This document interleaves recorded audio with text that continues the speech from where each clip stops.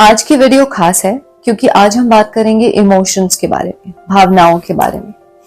अब हम सारे ही अपने जीवन में बहुत सारी परिस्थितियों, बहुत सारे सर्कमस्टेंसेस से गुजरते हैं, कभी अच्छे कभी बुरे, और कुछ इमोशनल ट्रॉमा से भी गुजरते हैं। यानी जब जिंदगी में कोई ग्रीफ वाली सिचुएशन आ जाती है उससे भी हम सभी निकलते हैं, क्योंकि ग्रीफ सबको ही हिट करता है। ये नहीं देखता जेंडर, कास्ट, क्रीड या जीवन में हम किसी मकाम पर हैं। So it equally hits everybody, चाहे कोई सेलिब्रिटीज हो, चाहे कोई कुछ भी हो। तो उस समय इमोशनल ट्रॉमास में हमें किस तरीके से अपनी उस ट्रॉमा से बाहर निकलना चाहिए।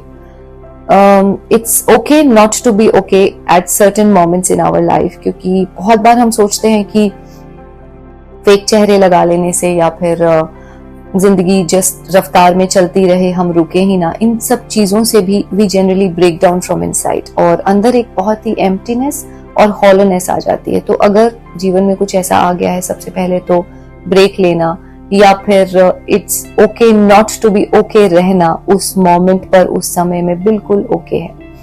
और जब हम देखते हैं कि जब हम अपने इमोशंस को फील करें अगर ऐसे रुक कर, तो हम इजिली उनसे निकल भी पाते हैं। अब बात करते हैं, जैसे जब ये इमोशनल फेजेस आते हैं तो हम सबसे पहले किसको आवाज मारते हैं, जिसको हम मतलब अगर हम कहें अपने गो टू पर्सन।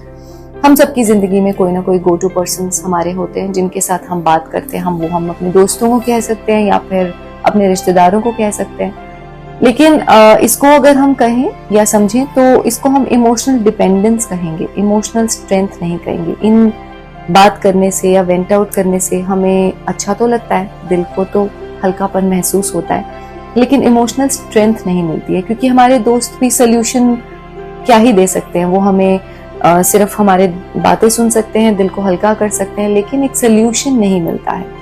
तो और वैसे भी जो उनकी मानसिक स्थिति होती है, हमारी स्थिति भी वैसी ही हो जाती है। जितनी उनको समझ होती है, जितनी उनके पास सोल्यूशंस होते हैं, वही वो हमें देते हैं।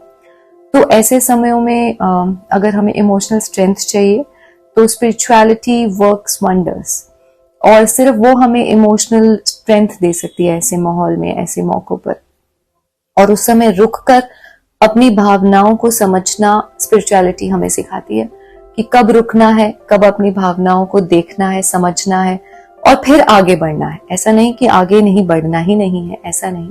It's okay not to be okay for a certain moment, लेकिन फिर उसके बाद रफ्तार से हमें वापस आना है। अब ये हम पर डिपेंड करता है कि हमें कितनी इमोशनल स्ट्रेंथ चाहिए, क्योंकि हमने सुना भी है बहुत बार कि जिस इंसान का EQ अच्छा होता है उसका सक्सेस रेट भी जिंदगी में ज्यादा बेहतर होता है, in spite of the people जिनका EQ अच्छा नहीं होता। So I just hope it works somewhere, and please do not forget to subscribe my channel. Thank you.